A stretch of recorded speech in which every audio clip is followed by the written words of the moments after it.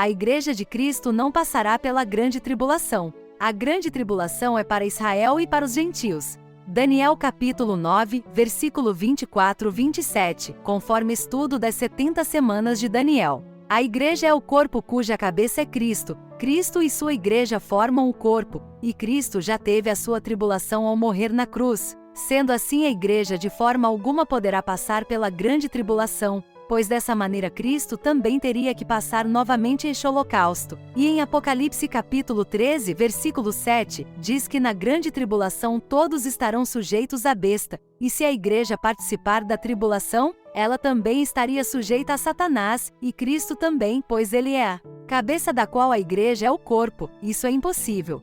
O apóstolo Paulo afirma que Cristo descerá do céu e os mortos que morreram em Cristo ressuscitarão com um corpo incompatível, e depois nós, o que estivermos vivos, seremos arrebatados, para junto do Senhor nos céus, pois deveremos estar em um lugar seguro e longe de qualquer mal. Agora, se alguém pensa que a igreja passará pela tribulação, ou até mesmo por parte dela, então porque o arrebatamento acontece depois da tribulação, este suposto arrebatamento após ou durante a tribulação, iria livrar a igreja do quê? Imagine um menino atravessando a rua e correndo, o perigo de um acidente, o pai iria ajudá-lo antes ou depois de atravessar a rua. Se ele o ajuda antes, estará livrando de um perigo, porém se ele o ajuda depois, não estará fazendo nada demais, e consequentemente não valerá de nada essa ajuda. Portanto, de acordo com o apóstolo Paulo, haverá um arrebatamento e este arrebatamento será para nos livrar da ira futura, e se é para nos livrar, terá que ser antes da tribulação, do contrário não é livrar.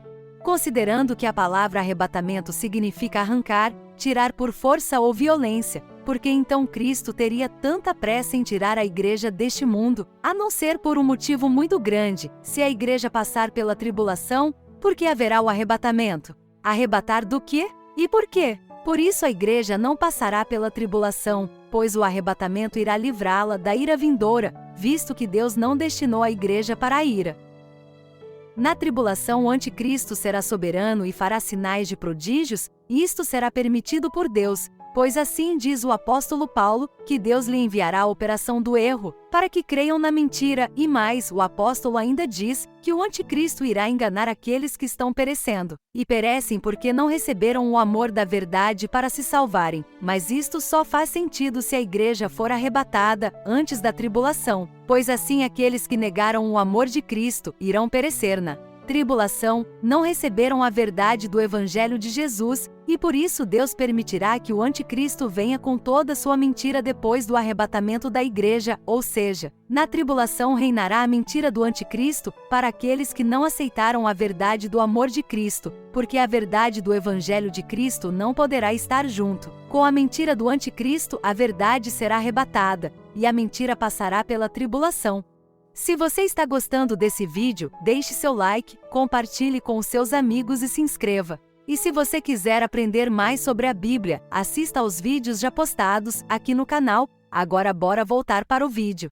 A tribulação é a última das 70 semanas de Daniel. Este período de tempo está determinado sobre o povo judeu e não sobre a igreja. A palavra é muito clara. 70 semanas estão determinadas sobre o teu povo e sobre na tua santa cidade. O versículo 27 de Daniel mostra a atuação do anticristo neste período de tribulação. Ele confirmará uma aliança com muitos por uma semana, mas na metade da semana fará cessar o sacrifício e a oferta de cereais. A igreja não faz sacrifícios, pois Cristo é o nosso sacrifício. Quem faz sacrifícios até os dias de hoje são os judeus e não a igreja. E se a igreja fará um concerto com o anticristo, então ela não é de Cristo, muito menos santa. A igreja não poderá fazer acordos com o anticristo. Não mais estará aqui na terra. Mas os judeus que não acreditam que Jesus é o Filho de Deus, que não serão arrebatados, farão um acordo com o inferno. Isaías capítulo 28, versículo 15, porém esta aliança com a morte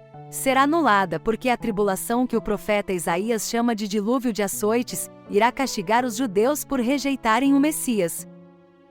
Este período de castigo de Deus para Israel, chamado de grande tribulação, é porque os judeus não aceitaram o testemunho e palavra de Cristo, para aceitarem o testemunho do anticristo, pois assim diz o Senhor Jesus: Eu vim em nome do meu Pai, e não me aceitais, mas se outro vier em seu próprio nome, a esse aceitareis. Paulo capítulo 5, versículo 43. Mas a Igreja de Cristo aceita a palavra de Cristo e seus ensinamentos, e por isto será arrebatada, para não passar pelo dilúvio de açoites dela não. Precisa ser açoitadas, pois não fez acordo com o inferno, e ao contrário dos judeus aceitou a palavra e o testemunho de Jesus Cristo.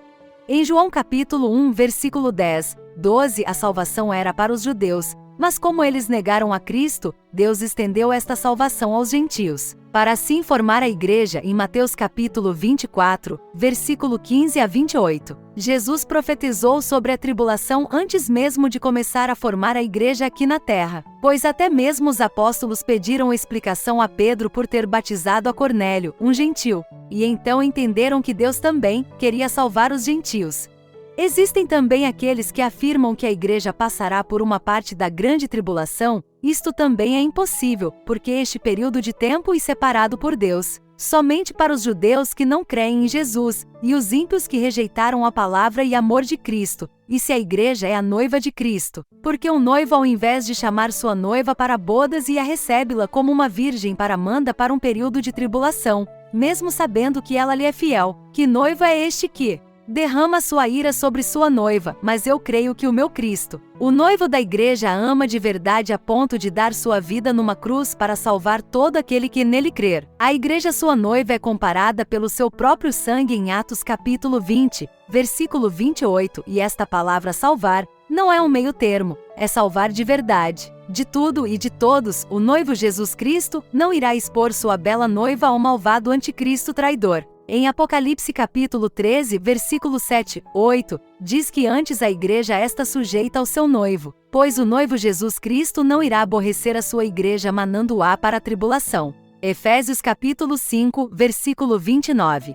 Se você gostou desse vídeo, deixe seu like, compartilhe com os seus amigos e se inscreva no canal. E se você quiser aprender mais sobre a Bíblia, assista aos vídeos já postados. E se quiser adquirir nosso e-book com algumas histórias bíblicas, vou deixar o link na descrição. Se você estiver passando por alguma dificuldade, deixe seu nome para orarmos por você. E se tiver algum motivo específico, deixe nos comentários. Estamos ansiosos para ouvir suas opiniões e responder às suas perguntas. Um forte abraço e fique com Deus.